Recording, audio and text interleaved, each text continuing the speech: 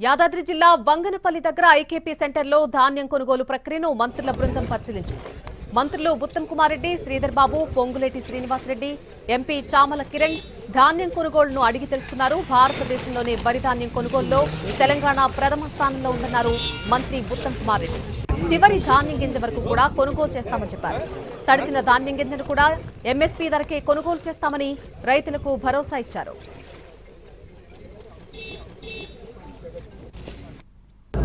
స్వతంత్ర భారతదేశంలోనే 29 రాష్ట్రాల్లో ఎన్నడూ కూడా ఏ ప్రభుత్వం కూడా ఈ స్థాయిలో వరి ధాన్యం కొనుగోలు చేయలేదు.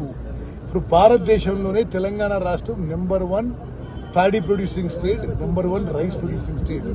కేంద్ర ప్రభుత్వం సహకరించకున్నా రాష్ట్ర ప్రభుత్వము మా బడ్జెట్ నుంచి అప్పులు తీసుకొచ్చి ప్రతి వరి విషయంలో ప్రతి గింజ కొనుగోలు చేస్తున్నాము.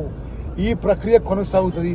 తడిసిన ధాన్యం కూడా ప్రతి గింజ ఎంఎస్పీకే కొనుగోలు చేస్తాము అని స్పష్టమైన హామీ ఇస్తాము. స్వతంత్ర